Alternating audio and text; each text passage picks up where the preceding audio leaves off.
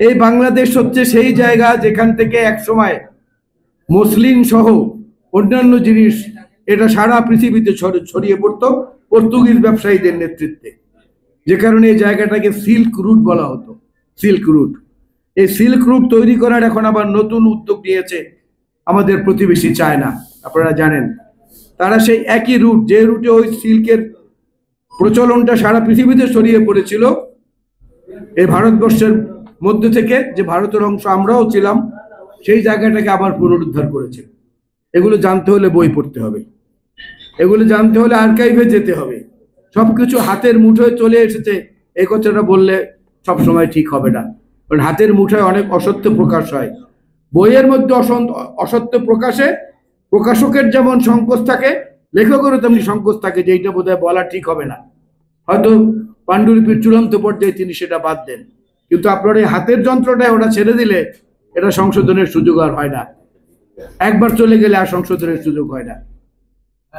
ওই এক লোক হজ করে ফিরেছেন, পবিত্র হজ সেরে ফিরেছেন, ফিরে এসে তার স্ত্রীকে ডাকছেন, এই আকবরের মা, আকবরের মা, এদিকে আসো, জলদি আসো।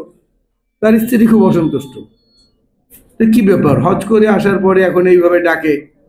আগে ডাকতো সুইট হার্ট, তারপরে বলতো হে আমার প্রিয়তমা, তারপরে হেমাঙ্গিনী বা আদরিণী বলে ডাক দিত, এখন একেবারে সরাসরি আকবরের মা। ব্যাপারটা কি? উনি এক ফাঁকে জিজ্ঞেস করলেন, আচ্ছা তুমি হজ করার পরে তোমার মধ্যে এমন কি পরিবর্তন হলো যে তুমি নাম ধরে ধরে আমাকে ডাকছো? উনি চট করে উত্তর দিলেন, হজের পরে আর মিথ্যা কথা বলা যায় না। অর্থাৎ সারা জীবন যে স্ত্রীকে এত আদর করে ডেকেছেন ওটা ছিল মিথ্যা, প্রতারণা। মিথ্যা এবং প্রতারণার রাজনীতি এই দেশে প্রবর্তন করেছে বাংলাদেশ আওয়ামী লীগ। সত্যি কথা যদি বিচার করেন, বাস্তব ভিত্তিতে যদি বিচার করেন, নিরিখে, যে কোনো কিছুর নিরিখে, ভারতকে দোষারোপ করবেন তো পরে। ভারতের দালাল হয়ে এখানে কারা কাজ করেছে তাদের বিচার হওয়া উচিত, সবার আগে বিচার করতে হবে তাদের। ভারতের সঙ্গে আমাদের কূটনৈতিক সম্পর্ক থাকবে, এই কূটনৈতিক বোঝাপড়ার মধ্যে উঠানামা থাকবে, কখনো বিরূপ হবে, কখনো উজ্জ্বল হবে, এইটাই স্বাভাবিক, এইটাই স্বাভাবিক। আমি তো কালকেও দেখেছি কলকাতার ব্যবসায়ীরা বড় সভা করে সেখানে বলছেন যে আমরা পথে বসে গেছি, আমাদের হোটেল রেস্টুরেন্ট ব্যবসায় ধস নেমেছে, আমাদের প্রাইভেট নার্সিং হোমগুলোতে, আমাদের ডায়াগনস্টিক সেন্টারগুলোতে, আমাদের টুরিস্ট স্পটগুলোতে এখন আর বাংলাদেশে আসে না, আমাদের অবস্থা খুব খারাপ। আমরা এই সরকারকে বলবো অবিলম্বে সম্পর্ক স্বাভাবিক করেন। তারা যেটা করেছে এটার কূটনৈতিক জবাব আমরা দিয়েছি। আমরা বলেছি ভিসা সীমিত করো ভারতের জন্য, আমরা বলেছি পাকিস্তানিদের ব্যাপারে কোনো নিষেধাজ্ঞা এখন আর থাকা উচিত না।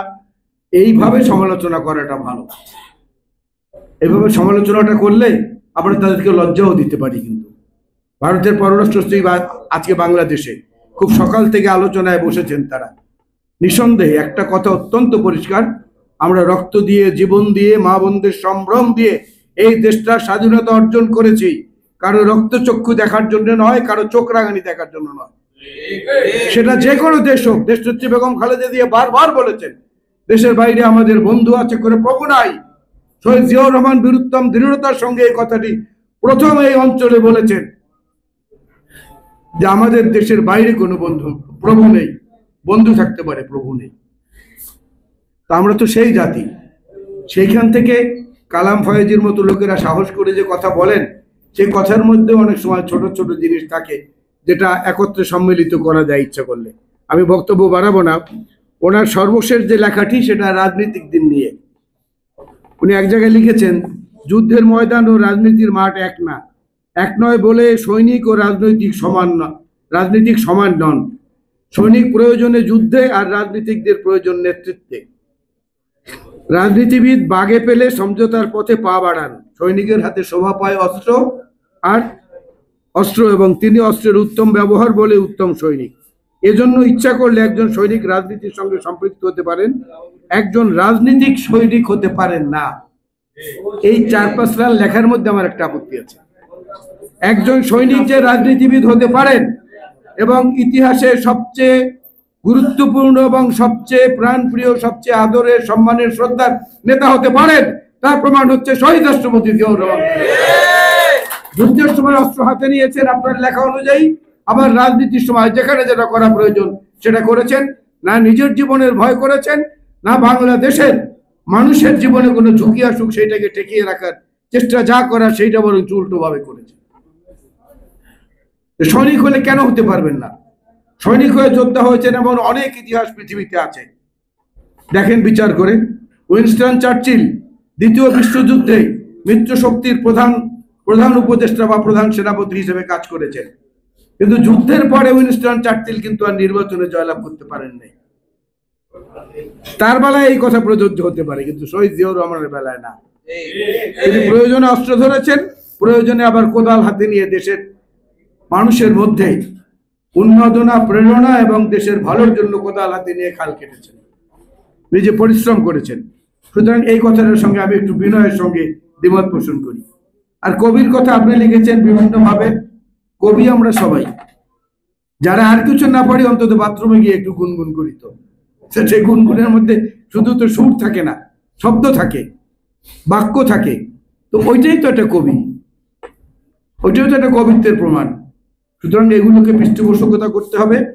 কালাম ফয়েজিকে ধন্যবাদ, তিনি এর আগেও লিখেছেন, এখনো লিখছেন, এবং তার মধ্যে যে বহুমুখী প্রতিভার বিভিন্ন স্ফুরণ আছে এটা তিনি ধীরে ধীরে প্রমাণ করছেন। আজকের এই অনুষ্ঠানে এসে আমরা তাকে উৎসাহ দেওয়ার চেষ্টা করছি। শুধুমাত্র বই কেনা নয়, বই কিনে সে বইটাকে পড়া, এটা হলো মূল দায়িত্ব। অনেকের বড় বড় লাইব্রেরি আছে, লাইব্রেরির সামনে দাঁড়িয়ে দেখি টিভিতে সাক্ষাৎকার দেন, কিংবা বাসায় বসে ভার্চুয়ালি টকশোতে যুক্ত হলে তার পেছনে লাইব্রেরি দেখা যায়। কিন্তু লাইব্রেরির সবগুলো বই কোনো মানুষের পক্ষে পড়া সম্ভব নয়, কিন্তু পড়া উচিত যতটুকু সম্ভব। আসুন আমরা সেই পাঠের অভ্যাসটা গড়ে তুলি, তাহলে কালাম ফয়েজির মতো এরকম লুকিয়ে থাকা আরো অনেক প্রতিভা আমরা হয়তো খুঁজে পাবো, এবং তাদের কাছ থেকে কিছু আহরণ করে আমরা আমাদের জন্য, দেশের জন্য, এবং সবচেয়ে বড় কথা সমাজের জন্য কিছু কাজ করতে পারবো।